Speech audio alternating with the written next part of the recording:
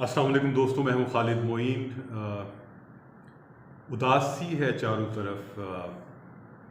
कराची बिलखुसूस बहुत उदास है और इस उदासी की लहर जो है वो पूरे दुनिया में मौजूद है एक सतह पर, क्योंकि बहुत ही महबूब, बहुत ही मोहतरम, बहुत ही प्यारी शख्सियत यावर मेहदी हमसे रुखसत हो गए।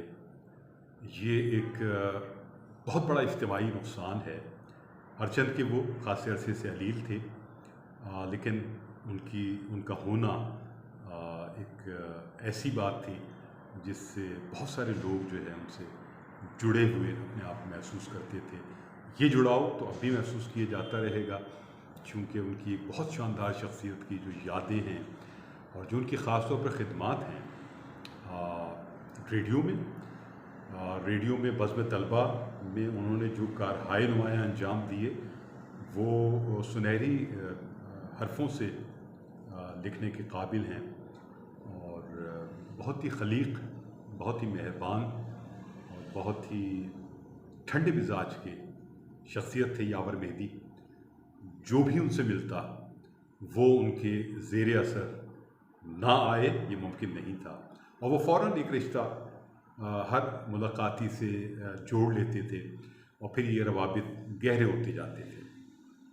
मुझे याद है कि ये मेट्रोपोल जो बहुत उजड़ चुका है, अब से 15-20 साल पहले यहाँ यावर मेहदी साहब की उनकी ज़िंदगी और उनकी खिदमात के हवाले से एक किताब की रुनुमाई हुई थी और बहुत शानदार एक तकरीब हुई थी, जिसमें ज़िंदगी के तमाम शोबों के अहम शख्सियात वहाँ आई थी खराज तहसीन पेश करने के लिए यावर मेहदी साहब को। यावर मेहदी जो हैं वो यावर भाई के नाम से बहुत ज़्यादा मकबूल रहे और सभी लोग उनको छोटे बड़े उनको यावर भाई ही कहते थे। हम भी उन्हें यावर भाई ही कहते थे।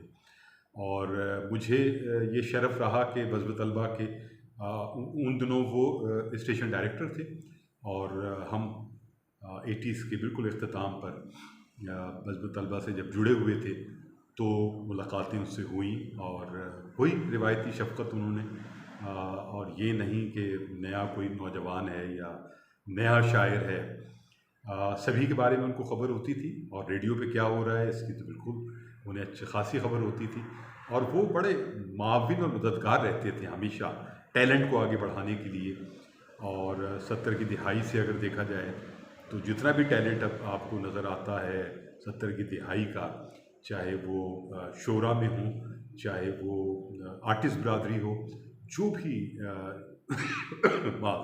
जो भी शख्सियात रेडियो से वाबस्ता हुई और रेडियो के किसी भी शोबे से वाबस्ता हुई, वो मुमकिन नहीं था कि यावर भाई की मखनतीसी शख्सियत के ज़ेर असर ना आए। और दूसरी तरफ ख़ुद उनका जो एक अंदाज़ था, एक तौर था, एक तरीक़ा था लोगों को आगे बढ़ाने का, लोगों से मोहब्बत करने का, लोगों के टैलेंट को संवारने का।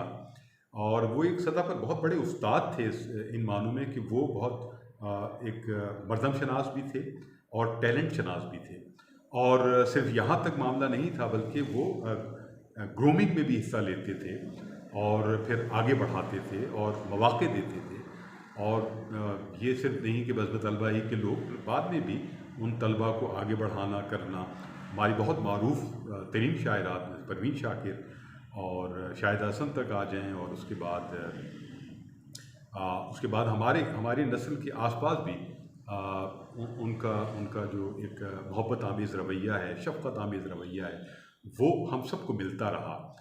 फिर आर्ट्स काउंसिल की तरफ आ जाएँ तो वो वहाँ भी उनकी खिदमात बहुत शानदार हैं। मुझे याद है कि 1990 में जब मेरी किताब की रुनुमाई हुई तो ज़ाहिर है कि उस वक्त यावर भाई की हुकूमत थी, बादशाहत थी माशाअल्लाह, और वो साल हा साल कायम रही। और साल हा साल में ये भी था कि कोई दूसरा उनके मुकाबिल आके इलेक्शन जीत नहीं सकता था। बड़े बड़े लोगों ने कोशिश की, बड़े बड़े तरीक़े अपनाए गए इलेक्शन कैंपेन में, चीज़ें मेंबरशिप महदूद थी। और ये भी मशहूर था कि आखिर में वोटिंग के 1.5 घंटे पहले, 1 घंटे पहले एक बस आती है और उस बस में से जो वोटर निकलते हैं वो सबके लिए अजनबी होते हैं, लेकिन वो वोटर होते हैं यावर भाई के। और फिर फैसला जब सामने आता तो हमेशा यावर भाई का ग्रुप जीतता रहा।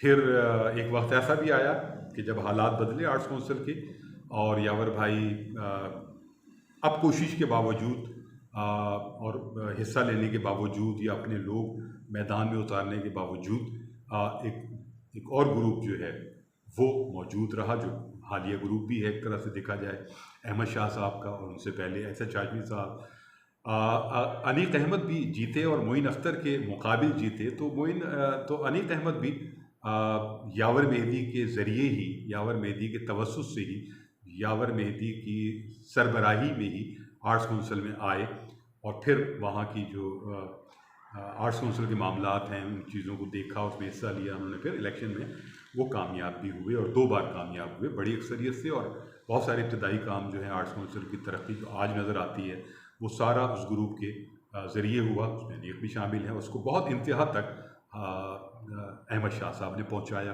और उनके रुफ़क़ा ने पहुँचाया। तो लेकिन अब यावर मेहदी साहब गुज़र गए, और उनकी जो खिदमात हैं, उनकी जो शख्सियत है, उसका जो एतराफ़ है, मेरी जो एक राय है वो ये है कि अब आर्ट्स काउंसिल का कोई गोशा, कोई हॉल यावर मेहदी साहब के नाम किया जाना चाहिए, उनसे मंसूब किया जाना चाहिए।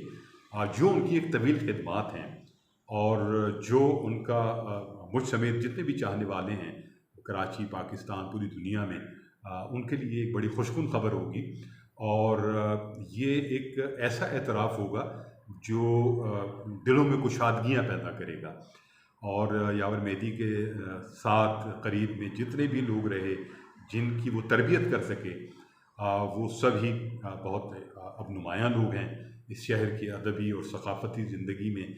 आर्ट्स काउंसिल के इलेक्शन और उसमें हिस्सा लेना, उसमें जीतना हारना वो एक अलग बात है, लेकिन अगर हम देखें कि कराची की अदबी और सकाफ़ती ज़िंदगी जो है उसके अंदर यावर मेहदी साहब और उनके जो साथी हैं, उनके जो शागिर्द हैं, उनसे जो ताल्लुक़ रखने वाले लोग हैं, उनके ग्रुप के अलावा भी वो एक बहुत बड़ी तादाद में हैं। और वो शहर कायद कमेटियों में भी हैं, शहर कायद मुशायरे में भी हैं, और ख़ुद यावर मेहदी यावर भाई भी एक अरसे के बाद जब वो आर्ट्स काउंसिल से एक सतह पर अलग हो गए तो फिर उन्होंने एक अपने तौर पर नशिस्तें वो करते थे। उस्मानिया रेस्टोरेंट में मैं देखता था, या और जगहों पर भी उन्होंने की, मैं भी कोई शरीक हुआ। और वो किसी भी शख्सियत के साथ जो मुल्क से बाहर आए हुए लोग होते थे, यहाँ के लोग, उनके साथ एक शाम मनाते थे, और बड़ी ही डिसेंट सी वो शाम होती थी। कुछ लोग गुफ्तगू के लिए मुंतखब किए जाते थे, और अगर वो शायर हैं, वो या शायरा हैं या शायर हैं, तो फिर वो अपना थोड़ा बहुत कलाम भी सुनाते थे, और फिर एक डिनर होता था। तो ये यावर भाई के जो एक मोहब्बतों के दायरे हैं वो तो ज़ाहिर है कि बहुत वसी थे, और वो पूरी दुनिया में मौजूद रहे। लेकिन वो लोगों का एतराफ़ करना जानते थे, वो लोगों को अपना करीब बुलाने का हुनर जानते थे, और उनकी आवाज़ में जो मिठास थी वही उनकी शख्सियत में सारी मिठास थी, और वही अपनायत थी जो उनकी आवाज़ में थी, वही उनकी सारी शख्सियत में थी। सादात कॉलोनी में वो रहते थे, और उनके कज़न थे अस्करी साहब। तो मेरे वालिद जो हैं उनसे बहुत मुताल्लिक़ रहे, बहुत करीब रहे, अस्करी साहब से भी और यावर साहब से भी उनकी मुलाकातें और मोहब्बतें रहीं। तो इस हवाले से मैं भी, ज़ाहिर है कि उनके जो सियासी बसीरत थी और सियासी ग्रुप था, उससे मुताल्लिक़ तो मैं कभी भी नहीं रहा, लेकिन उनका एहतराम हमेशा करता रहा, और उनसे हमेशा अदब और अदाब के साथ पेश आया, क्योंकि मेरा रिश्ता जो है मेरे वालिद के हवाले से भी बड़ा मजबूत था। और फिर उनकी मोहब्बतें भी, यावर भाई की भी मोहब्बतें अलग से मेरी जो शख्सियत है और मेरा जो शायरी है उसके साथ उनकी मोहब्बतें शामिल हाल रहीं। मुलाकातें चाहे हों या ना हों, लेकिन जब भी मुलाकात हुई अच्छा लगा, और उनसे बैठ के कुछ ना कुछ ज़रूर बात हुई, और कुछ ना कुछ ज़रूर उनसे सीखा। तो यावर भाई अलविदा, आप को सलाम है, आप हमेशा याद आएंगे। आपकी जो खिदमात हैं, आपकी जो शख्सियत है, शख्सियत के जो रंग हैं, और वो सब कुछ जो आपके अंदर मौजूद था, जो मोहब्बत भरा था, जो अपनाइत भरा था और जो हुनर आपके अंदर थे, जो आपने बांटे, वो हमेशा याद रखे जाएंगे। तो यहाँ खालिद में उनको इजाज़त दीजिए। अदब व फ़नून नामा जिंदाबाद, पाकिस्तान पाइंदाबाद। खुदा हाफिज़ व नासिर।